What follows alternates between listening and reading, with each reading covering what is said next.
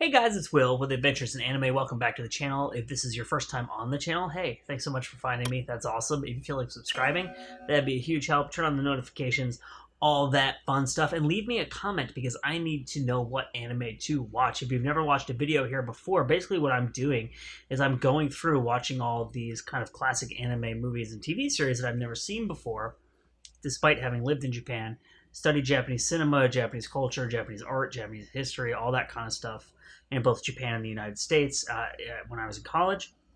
Just never got into anime, so I'm going through it, and I'm loving it. This has been an amazing experience so far. So thank you for everyone who watches these videos and gives me a reason to do it, and it gives me recommendations and stuff like that. So today we are talking about, and I'm just looking over at my notebook here, actually, this is a first on the channel. It's a little bit sad. I don't know if you want to have just like a moment to yourself to get ready for this. This is the first time watching anime for this channel in my new adventure of discovering all these classic anime that I couldn't finish something. I couldn't even finish the first episode, to be honest with you. It's just really not my cup of tea. And it is called, and I'm going to look, I don't even remember the name of it because I just like, I found it on, I think it was on Prime. I don't remember. I was looking through like a streaming service and I saw it and I was like, hey, that looks kind of cool. And it was not kind of cool. It is called Blue Submarine number 6. Right away, I'm going to say, if you love Blue Submarine number 6, don't listen to anything I'm going to say. This is just my opinion. It's completely subjective. And again, it's like just about my subjective taste versus your subjective taste. And if you like it, more power to you. Please go on liking it. As you can see, by the I've got like Ugetsu, Samurai Assassin, like Godzilla, Zatoichi, like Kurosawa, Akira, all these like John Woo movies. Like this is just not really my cup of tea. Like I'm looking at, like I'm coming from a place of more nihilistic, violent, obviously except for the Miyazaki over here, like kind of brutal stuff, right? So understand the context. But October 25th, 1998 to March 25th, 2000 is when this was on, but it's actually based on a super old manga from 1967. This is an OVA, which means it went straight to video. And I just want to read this all to you so I get it right, so I'm not like pretending that I memorized this because I just wrote this down before I did the video because it's important information if you want to know it. Directed by Mahiro Maeda, who is was an animator on Nausicaa, Pom Poko, and Porco Rosso, so like classic Studio Ghibli films. Designed characters for Neon Genesis Evangelion, which I think that's on Netflix right now in the US, so I'm going to be watching that really soon. So there will be an episode on that show coming up on the channel. And also did directed and also did animation for Kill Bill and the Animatrix thing, Compendium Omnibus, whatever that thing is called.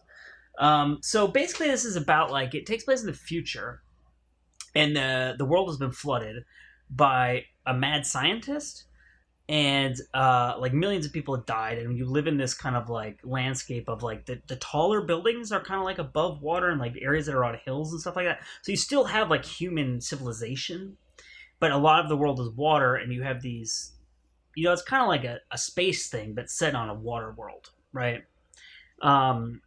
And there's like a big time Star Wars vibe. So I know that the manga book came out before Star Wars, right? So maybe the anime was influenced by Star Wars, or maybe the manga is just, it has similar kind of characters and tone to Star Wars, but it reminded me of Star Wars. You had this kind of like Luke Skywalker, Han Solo dynamic with these two characters, and this kind of like gung ho, gee whiz, like almost like kind of naive, like 1950s kind of thing going on.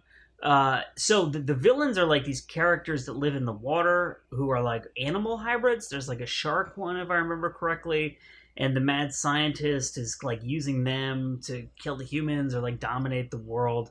So why didn't I like this? I'll just get into that and then I'll be out of your hair. One of the reasons I had a really difficult time getting into this is the animation. So it's a combination of like traditional animation. I was probably computer done at that point in 1998. It was after Toy Story, right? I think. So I wouldn't imagine that it was hand drawn. But like it's that combined with CGI. But like late 90s CGI, but not the Matrix, right? Like this is not like it's an OVA, so it's a straight to video. So even though that's not a stigma in Japan, the way that you think of like straight to video as a stigma in the United States, like we're not talking about Hollywood blockbuster budget CGI.